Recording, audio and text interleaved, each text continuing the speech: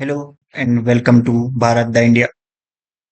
Governance की हम बात कर रहे थे अपने पिछले लेक्चर में। हमने वहां पे जाना गवर्नेंस क्या होती है, गवर्नेंस के क्या एस्पेक्ट्स होते हैं, ये सब कुछ हम जान चुके हैं। यानी कि हम क्या क्या जान चुके हैं। गवर्नेंस हमने जानी कि व्हाट एस्पेक्ट्स, हम इंट्रो पार्ट कर चुके हैं। हमने लास्ट टाइम बात की थी, अब हम बात करेंगे किसकी, ट्रांसपेरेंसी एंड अकाउंटेबिलिटी, इसकी, इन दोनों की कैसे बात करेंगे कि ये two sides of same coin, इनको क्यों बोलते हैं, कि क्यों है ये। तो इसमें हमें सबसे पहले क्या समझनी होगी, ट्रांसपेरेंसी को हम समझते हैं। ठीक है, तो आज के टॉपिक का नाम, सबसे पहले जो एक टॉपिक है उसको हम समझेंगे, वो है ट्रांसपेरेंसी। क्या होती है ट्रांसपेरेंसी, चलिए भाई समझते हैं क्या होती है। चलो, अब देखो भाई, ट्रांसपेरेंसी हमें समझनी है क्या होती है। तो देखो, ट्रांसपेरेंसी होती है कि गवर्नमेंट कितनी विलिंगनेस, अपनी इच्छा से कितनी इंफॉर्मेशन सिटीजन्स को अवेलेबल और एसेसिबल कराती है, और सिटीजन उसका कितने अच्छे से यूज कर पाते हैं अपने बेटरमेंट के लिए, सोसाइटी बेटरमेंट के लिए, और सोसाइटी के बेनिफिट के लिए, या अपने बेनिफिट के लिए। तो basically proactive effort, approach of government to share info to citizens slash stakeholders. ठीक है, यानी कि information accessibility, accessibility to citizens. और इसमें खाली अवेलेबल ही नहीं करानी है, उसका यूज भी कराना है, इनवाइट करना है पीपल को कि वो यूज कर सके। तो यानी कि includes also the inviting people to use the shared info for betterment, benefit, etcetera etcetera. ये होती है ट्रांसपेरेंसी। और गवर्नमेंट में ट्रांसपेरेंसी होना बहुत जरूरी है। जैसे हम यूपीएससी का एग्जाम देते हैं, यूपीएससी से civil servants civil service exam देके सिलेक्ट होते हैं, तो वो एक ट्रांसपेरेंट प्रोसीजर है, हमको पता है। पहले प्रीलिम्स देते हैं, फिर मेंस देते हैं, फिर इंटरव्यू देते हैं। प्रीलिम्स का हमें सिलेबस अप्रोच पता है कि दो पेपर होते हैं, जीएस 1 जीएस 2 ऐसे। तो वो एक ट्रांसपेरेंसी है। उसकी मेरिट लिस्ट आती है बाद में, रोल नंबर्स के साथ। जिन कैंडिडेट्स ने पेपर दिए उनकी आंसर की भी आती है, मार्क्स भी आते हैं, मैच कर सकते हो, उसमें कोई एरर नहीं। वो ट्रांसपेरेंट है, उसमें कोई करप्शन नहीं है। वो एक ट्रांसपेरेंसी है। ठीक है, वो एक, हमने एग्जांपल की बात की, आगे चलते हैं इसमें। अब इसमें हम बात करते हैं कुछ डायमेंशंस की। डायमेंशंस, देखो इसमें वैसे 3 डायमेंशंस होती है, मैं यहाँ पे मेंशन कर देता हूँ। पहली, government openness and access to information. Second number पे जो आती है, पब्लिसिटी। अब इंफॉर्मेशन अवेलेबल तो है नेट पे, इंटरनेट पे, डिजिटल वर्ल्ड है, लेकिन पब्लिसिटी नहीं हो रही है, सिटीजन्स तक पहुंच ही नहीं रही है। तो उस इंफॉर्मेशन का क्या है, प्रोटेक्शन टू विसल ब्लोअर्स। इसकी हम चर्चा करेंगे कि विसल ब्लोअर्स क्या होती है। एक नई टर्म आ गई है हमारे सामने। तो चलो भाई आगे बढ़ते हैं। चलो, एक एक करके इन डायमेंशंस को देखेंगे अब। नंबर 1, किसकी बात करी थी हमने, गवर्नमेंट ओपननेस की। Government openness and access to information, यानी कि willingness of government and its agency to share information, ये तो चाहिए। Second, public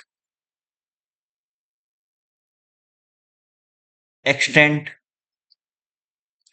of demanding information, of demanding information. Public को भी तो डिमांड करनी आनी चाहिए ना, कि वो डिमांड कर सके। वो भी वो इंफॉर्मेशन जो पीरियोडिकली, प्रोएक्टिवली या रूटीनली पब्लिश भी नहीं होती है, अगर नेशनल इंटरेस्ट में दे सकते हैं तो, अगर नेशनल इंटरेस्ट को हार्म नहीं होता तो। Demanding information and receiving such info, ठीक है, जो कि रूटीनली या प्रोएक्टिवली शेयर नहीं की जाती है गवर्नमेंट की तरफ से, वो हम डिमांड करना चाहते हैं, क्या वो हमें मिलेगी? अगर वो नहीं मिलती है तो उसके reasons, reasons why information denied, why information denied, क्यों डिनाई की गई, उसका भी तो पता चलना चाहिए। चलो भाई, ये तो हो गई पहली बात। अब दूसरी, सेकंड नंबर, पब्लिसिटी की बात की थी हमने, हम बात कर रहे थे पब्लिसिटी की। अब देखो भाई, गवर्नमेंट कोई वेलफेयर स्कीम लॉन्च, गवर्नमेंट की साइड से लॉन्च हुई, एडमिनिस्ट्रेटिव मशीनरी को पता है, लेकिन पब्लिक तक नहीं पहुंच पा रही है। पब्लिक को पता ही नहीं है ऐसी कोई स्कीम है उनके लिए, तो उसको पब्लिसाइज कैसे किया जा सकता है आज की डेट में? आज की डेट में तो बहुत ऑप्शन है, मीडिया है हमारे पास, सोशल मीडिया है। अगर सब टीआरपी छोड़ दें, कि टीआरपी का लालच ना करें, तो मीडिया बहुत fourth pillar, as a useful pillar जिसको हम बोल सकते हैं। पॉडकास्ट, आजकल तो लोग इनको देखते हैं, इन्फ्लुएंसर्स, इनकी बातें सुनते हैं, मानते हैं, इनका यूज किया जा सकता है क्रिटिकल इंफॉर्मेशन को जो शेयर की गई है उसको डिसेमिनेट करने के लिए। देखो भाई, जैसे अगर मैं बात करूं तो एक स्कीम है, आयुष्मान भारत, आयुष्मान भारत का, एक सेकेंड, नाम गलत हो गया।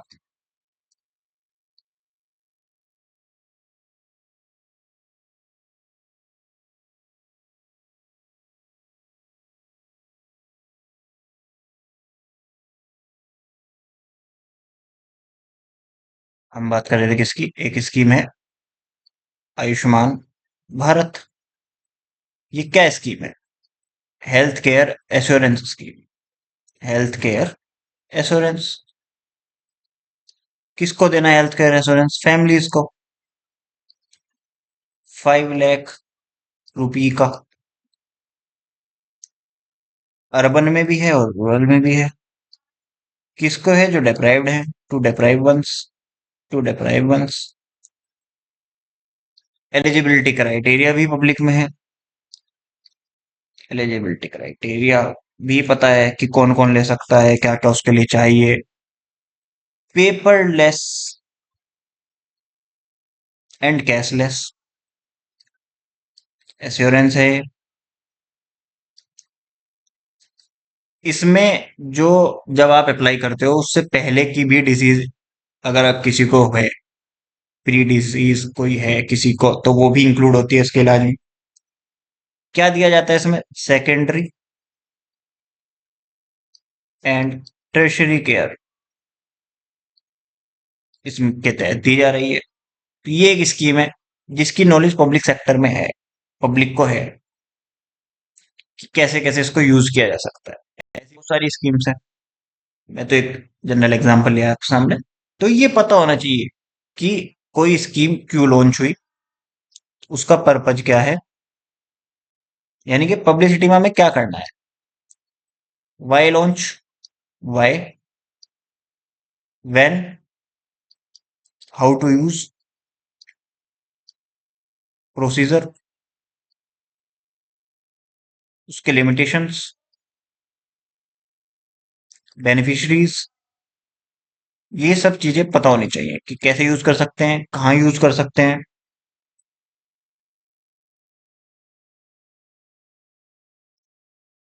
इससे गवर्नमेंट की पब्लिसिटी होती है। देखो, पब्लिसिटी ऑफ इन्फो होती है, इससे क्या होगा? ट्रस्ट बिल्ड होगा, क्योंकि लोगों को पता चलेगा उनके लिए कुछ स्कीम गवर्नमेंट काम कर रही है, तो वहां से ट्रस्ट बिल्ड होता है, ट्रस्ट बिल्ड होता है तो गवर्नमेंट भी स्टेबल होती है। इससे एक चीज और हो जाती है, ट्रस्ट बिल्ड हुआ तो स्टेबिलिटी ऑफ गवर्नमेंट भी बनी रहती है, क्योंकि ट्रस्ट है पीपल में। अब हम बात करते हैं थर्ड, क्रिटिकल, जिसकी हमें बात करनी थी, whistleblower protection. Whistleblower protection, इन भाई साहब की बात कर लेते हैं कि ये होता क्या है। हु इज विसल ब्लोअर, कौन है विसल ब्लोअर? तो देखो भाई, विसल ब्लोअर होता है काइंड ऑफ, यहां से इसको उठा लेते हैं ऐसे। कौन है ये? कोई person, any person expose wrong doings, like corruption,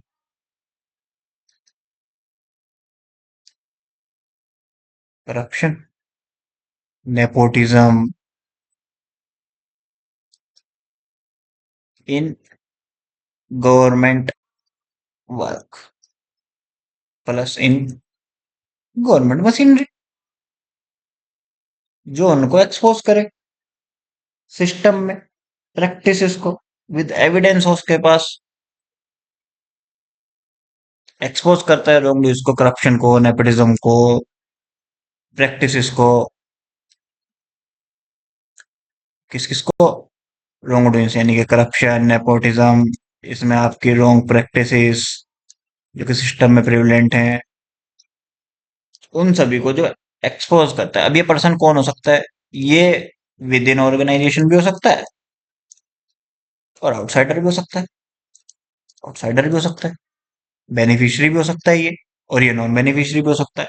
क्या पता उसका उससे कोई रिलेशन ही ना हो, लेकिन वो सोसाइटी के बेटरमेंट के लिए काम कर रहा है। ये कोई शेयर होल्डर भी हो सकता है, शेयर होल्डर हो सकता है कंपनी का, एक्स एम्प्लॉय हो सकता है। भाई एम्प्लॉय रहा है, उसको कुछ तो इनसाइड आउट पता होगा। ऑडिटर्स हो सकते हैं, कोई भी हो सकता है, कहने की मतलब ये, कॉमन मैन भी हो सकता है, कॉमन पब्लिक जिसको हम बोलते हैं। तो इनकी प्रोटेक्शन बहुत जरूरी है, क्योंकि अगर ये प्रोटेक्ट नहीं होंगे या ये इंसेंटिवाइज नहीं होंगे, तो ये अपना काम इफेक्टिवली नहीं कर पाएंगे। ये ट्रस्ट नहीं गवर्नमेंट में बिल्ड कर पाएंगे कि अगर हम रॉन्ग डूज को एक्सपोज करेंगे तो हम सेफ हैं। और बेसिकली ये डिफाइन भी किए गए हैं, डिफाइंड है, किसमें है?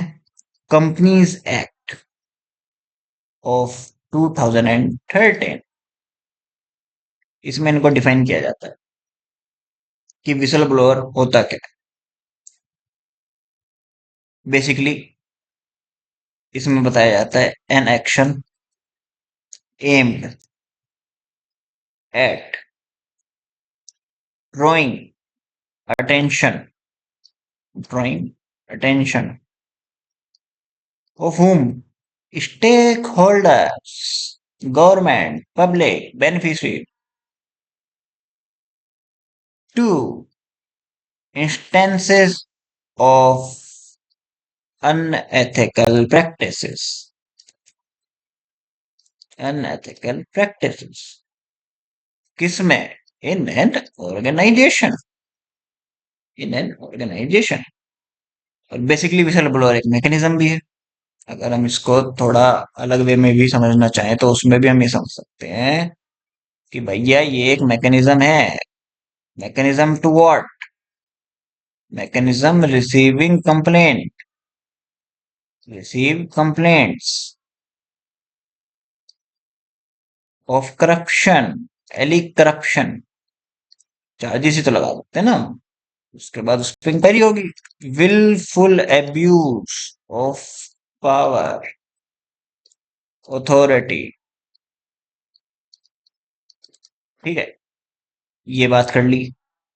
अब देखो इसमें एक एग्जांपल लेते हैं, बहुत अच्छा एग्जांपल है हमारे पास।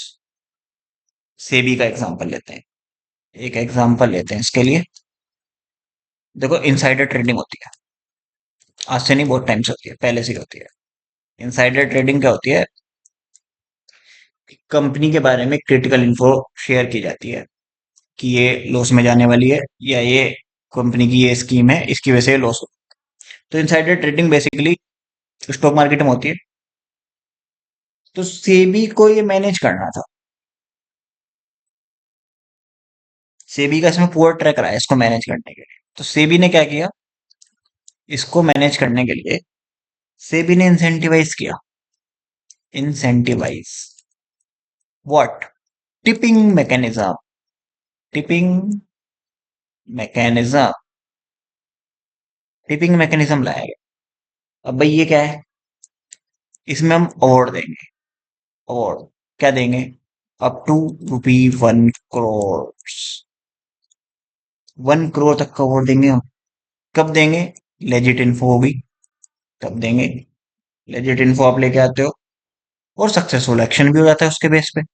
एंड सक्सेसफुल एक्शन अगेंस्ट हुम? इनसाइडर ट्रेडर है। ये बहुत वे लोग रहे जिसकी वजह से स्टॉक मार्केट में बहुत उथल फुथल होती है। लेकिन हाँ, विसल ब्लोअर एनोनिमस रहेगा। एनोनिमस ही रहेगा वो। तो इससे क्या होगा, इसको हम ये भी जोड़ सकते हैं, tipping mechanism with anonymous. Anonymous whistle blower. ठीक है, ये हो गई सेबी की mechanism, tipping mechanism. Whistle blower भी एनोनिमस है, तो इसको हमने क्या बोला, इसको एक नाम और दिया जाता है, कोऑपरेटिव। देखो, एक तो कोऑपरेट कर रहे हैं हम, दूसरा कॉन्फिडेंशियल। कॉन्फिडेंशियल भी तो रख रहे हैं ना, कॉन्फिडेंशियल मैकेनिज्म। ये सेबी ने लिया था। अब देखो, प्रोटेक्शन जरूरी है विसल ब्लोअर के लिए, क्योंकि उन पर अटैक्स होते रहते हैं, तो उनकी पर्सनल लाइफ बची रहे, वो बहुत जरूरी है। अब देखो, हम बात करेंगे ट्रांसपेरेंसी क्यों जरूरी है। बहुत सारा सिग्निफिकेंस भी तो होता है ना हर चीज का, तो उसकी ही बात करने जा रहे हैं। एक सेकंड, अभी करते हैं।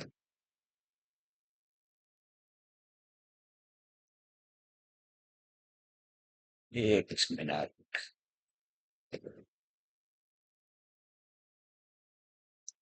ठीक है, अब चलते हैं आगे।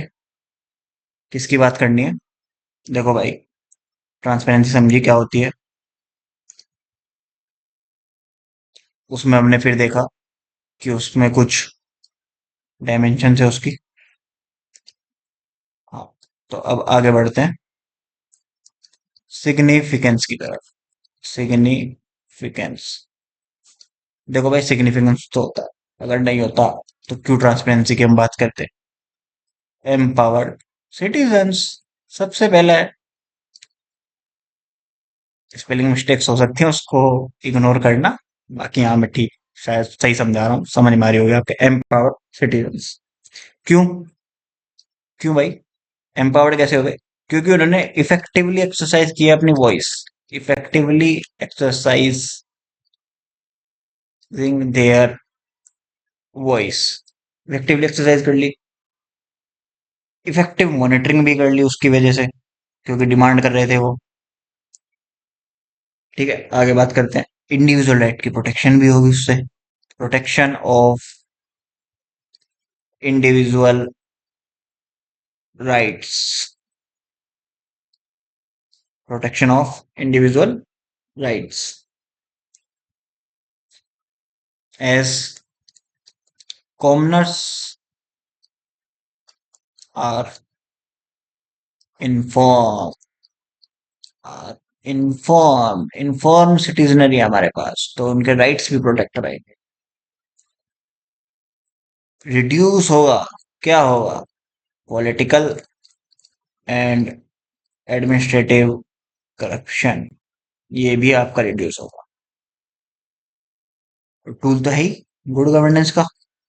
टूल ऑफ गुड गवर्नेंस क्या है ये? टूल है, किसका है? गुड गवर्नेंस का एक टूल है। अच्छा, एनेबल करता है गवर्नमेंट को to be citizen centric.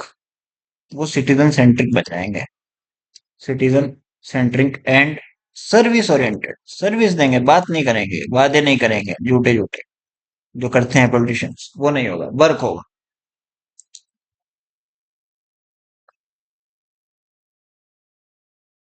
Work होगा, सर्विस ओरिएंटेड काम कर रहे हैं आप।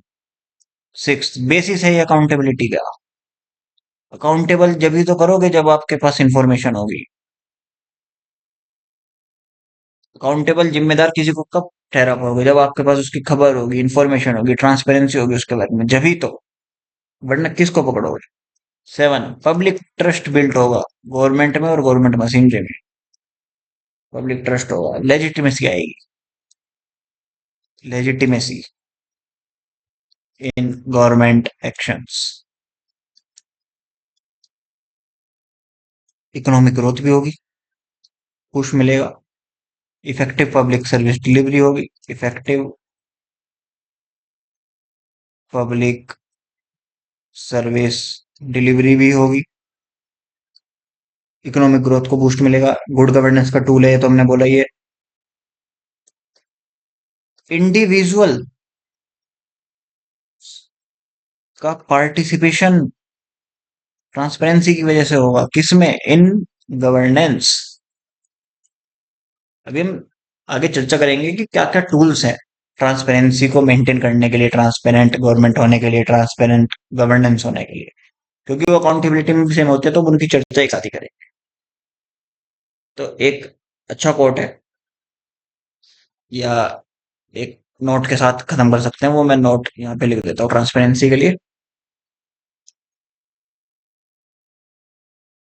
कि देखो, इंफॉर्मेशन जो है ना, आप इसको यूज भी कर सकते हो। इंफॉर्मेशन क्या है, की टू, की है to electorate for democratic processes to function, to function successfully and efficiently. Successfully and efficient. अब देखो, ट्रांसपेरेंसी इन गवर्नेंस क्या कर रही है, कुछ तो कर रही होगी ना।